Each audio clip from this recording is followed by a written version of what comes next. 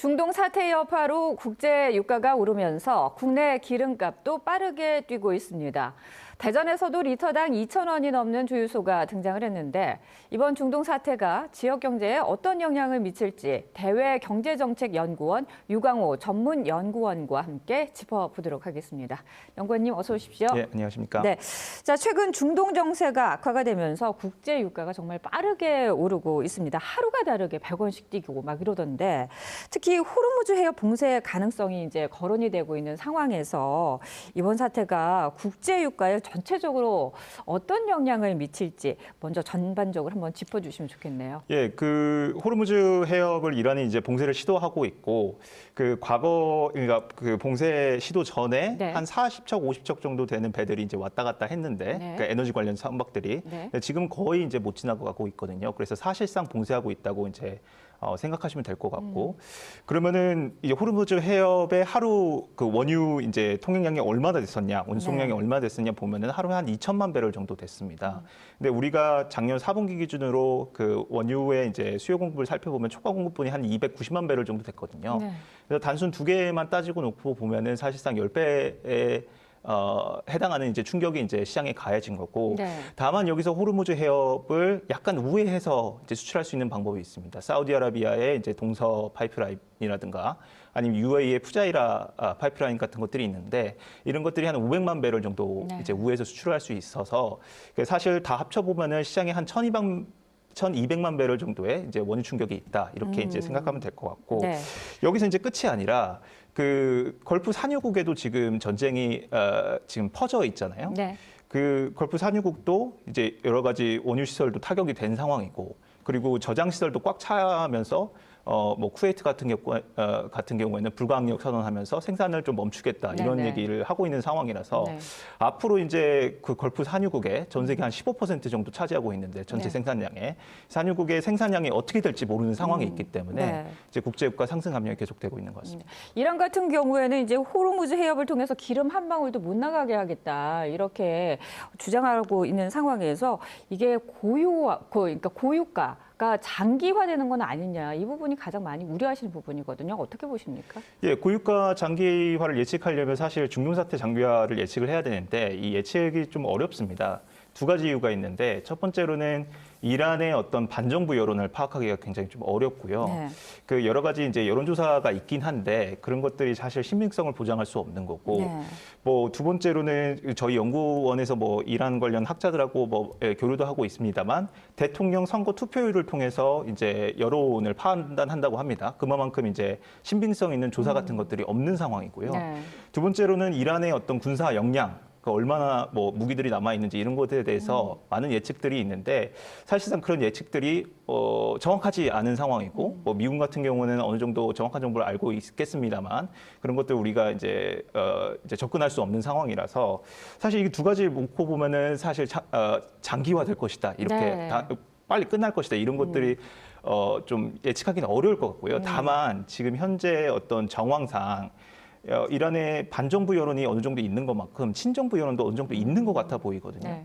뭐 그런 문제가 있을 것이고 그리고 또 트럼프 대통령이 원하는 이란 국민들이 들고 일어나서 이제 체제를 전복시키는 뭐 이런 것들을 하기 위해서는 구심점이 있어야 되는데 네. 그 구심점이 부재하다는 문제가 있어요. 그래서 이 트럼프가 원하는 당장의 어떤 체제 전복을 만들어내기에는 약간 어렵지 않을까 그렇게는 예측해 볼 수 있겠습니다. 네. 자, 이런 상황에서 이 정부가 석유 최고 가격 지정제, 그러니까 이제 가격 상한제 도입을 검토하고 있는 상황입니다. 이번 주 안에 도입을 하겠다 이렇게 발표하기도 했는데 사실 이런 내용이 고유가 억제에 어느 정도 영향을 미칠지 효과가 좀 있다고 보실 수 있나요? 그 가격을 이제 통제를 하는 거기 네. 때문에 이제 가격이 뭐 가격 제한 효과는 있겠죠. 네. 가격이 이제 떨어질 거고 다만 이제 이런 것들에 대해 우려가 있는 건 뭐냐면 그 지금 어제자 이제 WTI 기준으로 그 국제 유가가 120배럴당 120달러까지 네. 막 치솟았다가 지금 막 오늘, 80달러까지 네, 떨어지고 네. 그러니까 40달러의 갭이 막 하루 사이에 발생하고 그렇죠. 있는 거거든요. 근데 우리가 과거에 어떤 유가가 많이 올라갔을 때를 생각해 보면 그 러시아 우크라이나 전쟁 딱 터졌을 때 2022년에 그때 이제 한 불 정도 올라갔었던 거고, 네. 그리고 서프라임 모기지 사태 2008년도에 터졌을 때 한 150불까지 올라갔었던 네. 거고, 사실 40불 갭이 하루 사이에 왔다 갔다 하는 거는 굉장히 변동성이 큰 시장이라고 그렇죠. 볼 수 있는 거거든요. 네. 네. 근데 그 가격을 정부가 잘 예측을 해서 이제 해야 될 텐데, 네. 이게 예측이 잘 안 되고 변동성이 계속 커지다 보면 예를 들어서 뭐 미래에 이제 유가가 오를 거라고 생각을 하면 사람들이 이제 사재기도 할 수 있는 거고, 네네. 그리고 또 뭐 정유사 같은 경우에는 네. 약간 이제 좀 덜 팔고 네. 본인들이 킵할 수도 있는 거고, 이런 문제가 있기 때문에 이런 것들의 부작용을 좀 없애기 위해서 정부가 잘 설계를 해야 될 것 같습니다. 네, 이제 장기적으로는 도움을 좀 볼 수가 있는데, 단기적으로는 도움을 볼 수가 있는데, 장기적으로는 좀 더 문제가 지켜봐야 있어요. 예. 봐야 되겠다 말씀이신데, 그렇다면은 이제 에너지 수급에 있어서 이제 아시아 같은 경우, 뭐 우리나라뿐만 아니라 중국, 일본, 뭐 대만 다 이 중동 원유에 상당히 많이 의존하고 있는 상황에서 이게 나중에 에너지 안보 문제로까지 이어지는 것 아니냐 이런 걱정들을 많이 하시더라고요. 예. 네. 그 잘 알려진 대로 우리나라가 이제 중동으로부터 약 네. 70%의 원유를 수입하고 있습니다. 전체 이제 우리나라 수입하는 것에 있어서. 근데 2021년도에 이 수치가 59.8%까지 떨어졌었거든요. 네. 그 정부가 노력을 많이 했어갖고, 근데 그 다음 연도에 바로 러시아 우크라이나 전쟁이 터지면서 이제 에너지 안보 문제가 생기고, 그러면서 이제 다시 우리가 70%대까지 이제 올라온 건데, 당장 도입이 어려우면 이제 우리나라 에너지 수급에 차질이 있겠죠. 그쵸. 이런 문제가 있는 거고, 정부가 이제 비축유가 200일 정도 있다. 이것이 좀 사실 다른 국가들에 비해서 많은 것은 사실입니다. 근데 네. 다만 중동 사태가 언제까지 일어날 것인지에 대해서 아무도 모르는 만큼 네. 그것에 대한 대비가 먼저 필요할 것 같고요. 네.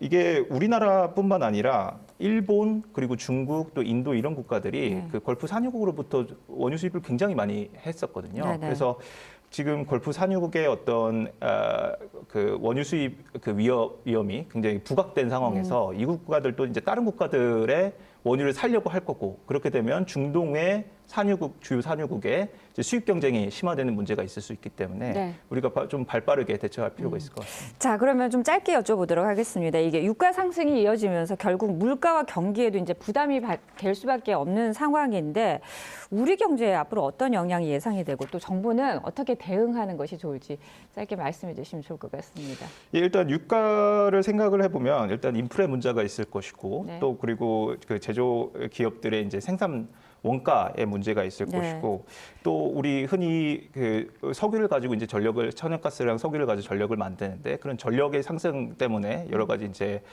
서민들의 어떤 이런 문제, 이제 생활 비용 상승 문제가 있을 것이고, 이런 것들을 생각해 볼 수 있고, 또 이제 지금 주목해 볼 수 있는 것이 GCC, 그러니까 걸프 산유국의 전쟁이 이제 확전이 되면서 그쪽으로 우리가 중동 전체에서 GCC 걸프 산유국이 차지했던 수출 비중이 한 63.1% 정도 네, 되거든요. 그러니까 우리나라 전체 이제 중동 어떤 경제 협력에 있어서 좀 타격이 있을 수 있고, 특히나 우리가 자동차나 자동차 부품 그리고 석유 제품 이런 것들을 많이 수출했는데 여기서 타격이 있을 수 있고, 또 건설 부분도 해외 건설 수주에서 그 중동 산유국이 GCC 산유국이 차지하는 비중이 17.4% 정도 됐거든요. 네.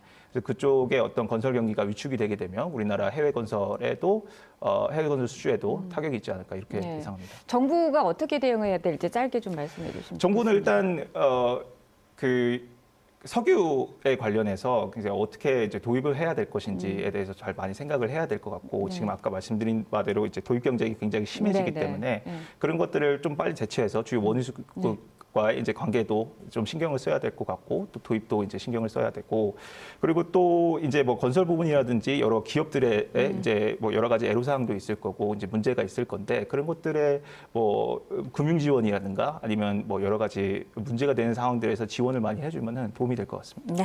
자, 오늘 말씀은 여기까지 들어가겠습니다. 고맙습니다. 예, 감사합니다.